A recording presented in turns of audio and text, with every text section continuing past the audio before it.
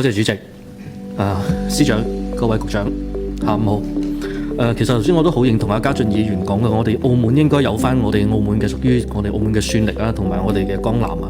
同埋今次施政報告入邊咧提及24次人工智能、12次電商、3次直播、3次出海、5次數字化，充分體現到特區政府對數字經濟嘅高度關注。基於此，我今日嘅提問將圍繞住直播電商嘅內容，向司長請教下相關嘅規劃。澳門作為世界旅遊休閒中心，長久以嚟吸引着世界上各地嘅遊客前往遊覽。傳統上，澳門商業嘅生態以實體店為核心支撐，形成獨特嘅步行經濟生態圈。呢種睇得見摸得着嘅購物體驗曾經係澳門商業嘅核心競爭力。然而喺數字化嘅浪潮席捲全球嘅趨勢下，澳門居民同埋旅客嘅消費模式正經歷深刻嘅變革。從傳統線下購物逐漸向線上購物轉型。當下，澳門嘅居民同埋旅遊越發傾向通過電商平台購物。呢個轉變對傳統嘅商業格局形成咗好大嘅衝擊。部分實體店面臨客流極少、銷售額嘅下滑困境。中小企業作為澳門經濟最重要嘅支柱，佔全澳企業嘅約97%，聘請咗60%嘅就業人口，喺吸納就業、促進創新同埋推動經濟增長方面發揮咗關鍵嘅作用。受限於資金、技術同埋人才，好多中小企喺數字化轉型中仍然面臨不少嘅困境嘅。對此，特區政府主動識變、求變，確保大家能夠合法合規咁喺內地嘅電商平台入邊啦、社交媒體嘅平台入邊經營生意。仲記得喺疫情嘅期間，澳門百業蕭條，當時時任經科局嘅戴建業大局長不斷咁探索新嘅方式，將直播帶貨引進入澳門。呢一項工作從0到1，承受着各方嘅質疑，但仍然堅定咁樣推動落地。自2021年開始，直至今日，澳門中小企直播銷售額從0開始，躍升至年銷售額超過1億人民幣。單個中小企最高嘅單場直播銷售破1000萬，部分經營線下餐飲嘅零售中小企亦得益於線上嘅營銷嘅工具，實現門店引流，可謂初見成效。與此同時，還培育咗超過1000名嘅新媒體直播人才，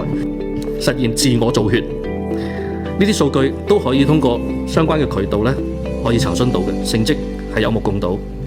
現在有句口號，大家應該都聽過，叫小興趣大產業。呢個正係澳門數字經濟發展嘅生動寫照，而呢一切都係得益於特區政府嘅果斷決策同埋勇敢擔當，運用專業嘅平台同埋團隊，先至有今日嘅成果。接下嚟創新嘅發展進入深水區，面臨嘅都係難啃嘅硬骨頭、棘手嘅問題。綜上所述，澳門消費模式轉型係必然趨勢，既帶嚟挑戰，亦都蘊藏咗機遇。喺特區政府嘅引導同埋社會各界嘅協同下，澳門必將喺數字化嘅浪潮中乘風破浪，開創更輝煌嘅發展嘅新篇章。就以上嘅內容我向司長閣下提出2項嘅問題。第一，直播帶貨作為新興嘅銷售模式，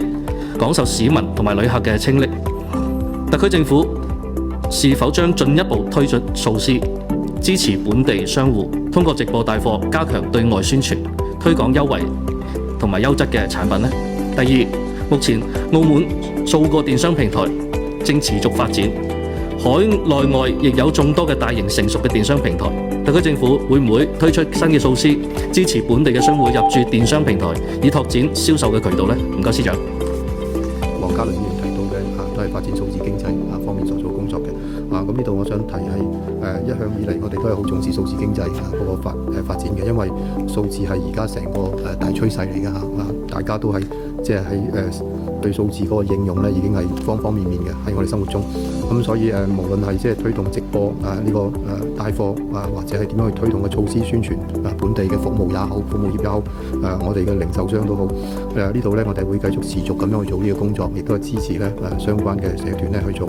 而本地嘅商戶點樣去加入電商平台我哋睇到有啲新嘅大型嘅電商平台喺海外嗰度推出嘅。咁呢方面即係相關嘅社團佢哋直播行業協會都做一路推進緊，協助本地嘅中小企去做呢個工作嘅。咁我哋都係持續咁樣去跟進去支持。